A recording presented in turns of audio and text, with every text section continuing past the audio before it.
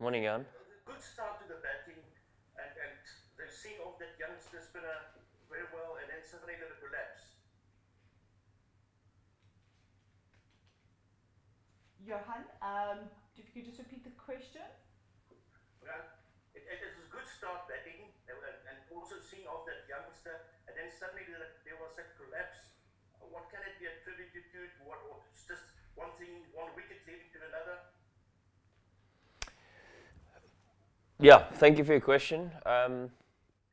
Look, I've certainly have my own experiences as a player when it comes to subcontinent conditions that those kind of things can happen. And unfortunately, we find ourselves in a position where you're coming up against one of the best spinners in the world. At times, guys found themselves in tricky situations where they didn't pick him. So you're getting yourself into positions that's obviously not a strong position to play the ball. And unfortunately, when you indecisive in movements from time to time, that you can be caught off guard. And unfortunately, that's where we find ourselves. There's no running from a situation like this. We were well below par in both games.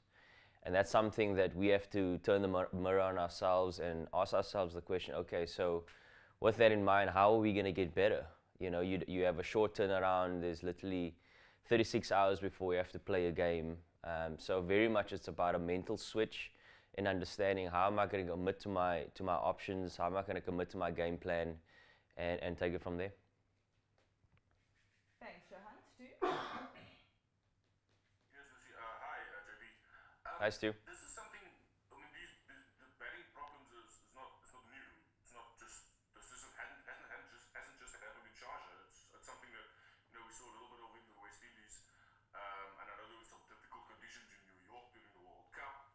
Um, is is there a deeper issue with South African batting that needs to be resolved? We've heard Rob talk about perhaps guys needing to play more matches even. How do you go about solving a problem that looks deeper than just it's the subcontinent and its difficult conditions and a great spinner? Yeah, look, I don't think there's a definitive answer to that. I think it's a combination of things. So, like you mentioned there, Rob mentioned guys need to be playing more games. I mean, if you think about just this fixture for itself, it wasn't necessarily on the calendar. And fortunately, we found ourselves here playing against Afghanistan in these conditions. What it allows for is exposure. It allows for guys to be playing in conditions that's a little bit foreign, but also coming up against opposition that you won't necessarily play in South Africa. In terms of the deeper rooted issues, I think we are always going to be exposed if you're not exposed to something earlier on. All right, so I'm of the opinion that we're going to have to learn the hard way from a batting point of view. Okay, so what does that mean? That means that it's in our games that we're going to find the greatest learning. There's, as I said earlier, there's no running away from it. However, we have to see this as, the opportunity for guys to come in and be exposed to certain conditions.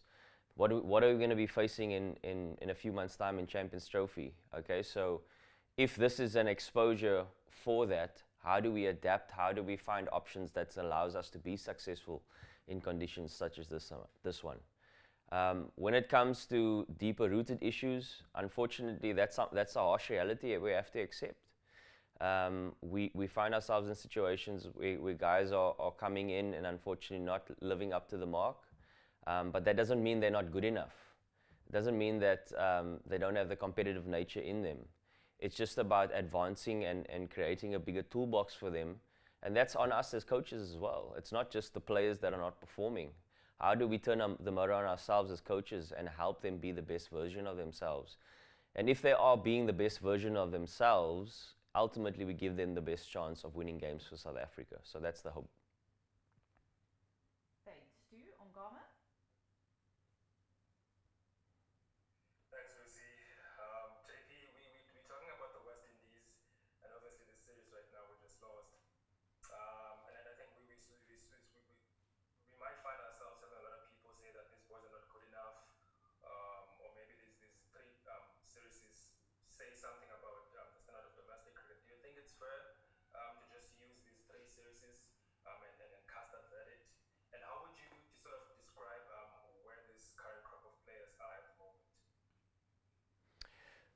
No, I wouldn't say it's necessarily fair, but I think it's a fair. It's not a fair reflection in terms of where domestic cricket is. I think it's just a fair reflection of us as individual players.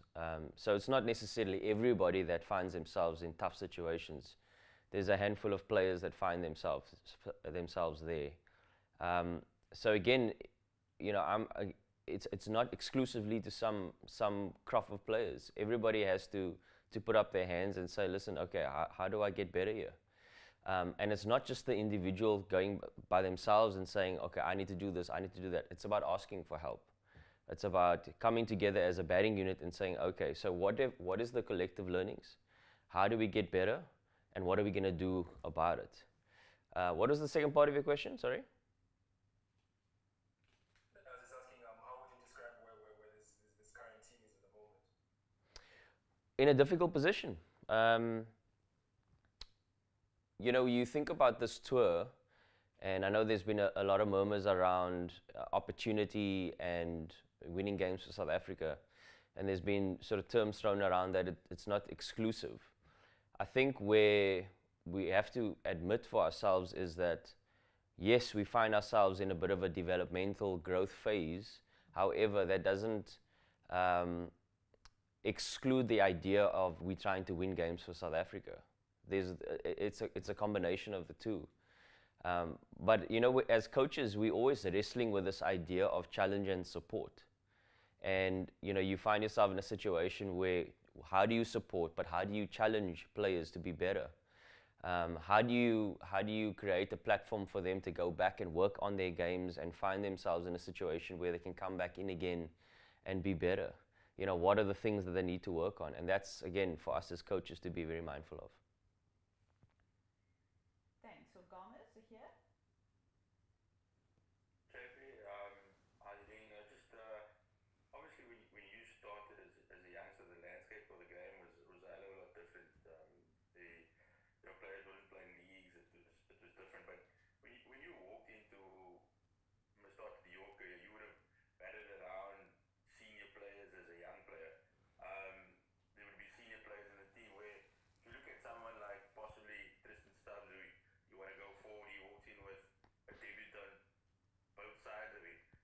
Is there value in throwing them all together in at the time, or isn't this process still a new batter trying to make his way alongside a senior batter rather than this whole crop together going forward? Doesn't it do them more damage than actual good? Yeah, I'm good, thanks, Zaire. Thanks for asking. Yeah, it's a difficult one to balance, and I think the important point that you raised there was the landscape was different. So as coaches, you've got to find the best solution with the situation that you find yourself in. I think in a best case scenario, you're always wanting guys to come in with great experience each side of you for sure. But I look at guys like Temba, Reza, Aiden, who possess experience in all formats. Or Reza not so much obviously in Test cricket, but he's certainly in white ball cricket. Guys have played a lot of cricket, even though it's inexperienced necessarily in international cricket, and I guess that's the sort of baptism of fire for those guys. But I look at a guy like Tristan Stubbs, who has the ability to influence guys around him. You know, just the demeanor that he has, the way he preps for his game, the communication that he has with those guys. You know, we talk about it in terms of having those performance connections and relationships with guys. I think it's there. So we don't have the luxury of how you refer it to my case. So now it's about trying to find the best solution that we can with the situation we find ourselves in. And I think we're trying to manage it as best as we can. But it doesn't take away, you know, the experience of cricket that these guys have. And now it's just about trying to marry that with, you know, in these conditions, which is foreign, and then opposition that we haven't necessarily faced before. Thanks. So here we'll look to take a couple of follow-up questions before we wrap today's media op. Stu, please go ahead. Thanks. JP, you mentioned his name there as one of the experienced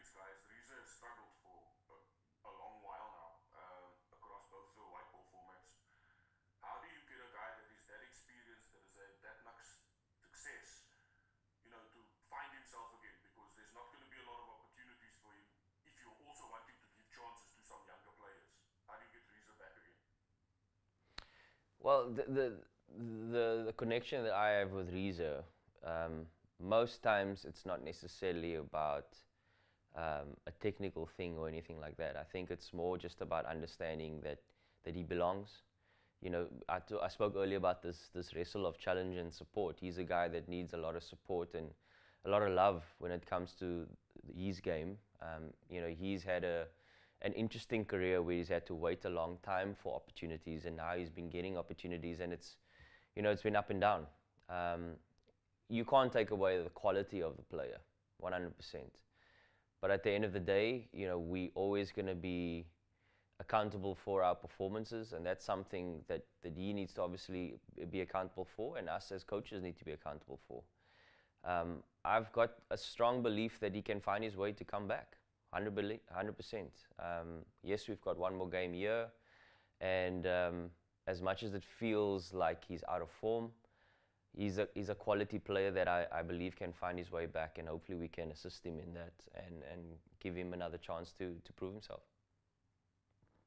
Thanks, Stu. Last two questions on Gama. Thanks, Lucy. JP, just we've played these guys twice now. We've faced like this bowling attack twice now.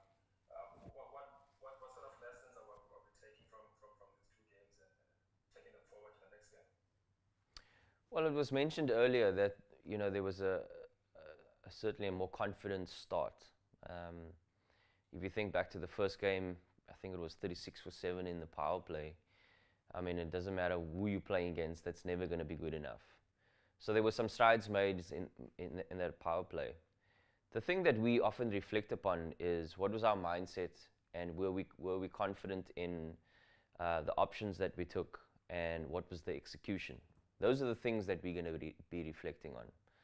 And obviously when you reflect upon it individually, it might be different according to the situation of the game, according to the opposition and conditions. I think the answer to that lies within one-on-one connections and understanding where did I come up short, and what do I need to do to be better. And that's essentially where we're going to be sitting over the next 24 hours and have clarity in that. And if we can have clarity in that, we give ourselves the best option and give ourselves the best opportunity to be the best that we can be. You know, the game of cricket is a fickle one in the sense that you don't have a lot of control of a lot of things. But the thing that we do have is preparation and our mindset going into the game and backing our skills.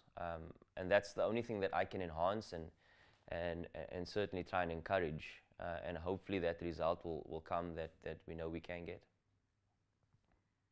Thanks, Ongama. And I see he has also raised his hand again there. So these will officially be the last two questions. Werner, please go ahead. Then we'll wrap with Sahir.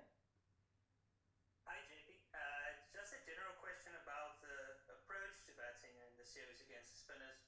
Seen most of the batters hanging on the back foot and end up playing back to very full deliveries and then not having time to react to the ball turning off the surface. Not a lot of players coming down the wicket trying to smother the ball or sweep the ball. Somebody like a Tony did that well yesterday and just put the bowlers a bit off their legs, trying to put some pressure back. Is that something that you guys have discussed? More of the other batters might taking that type of approach or just changing things up a bit?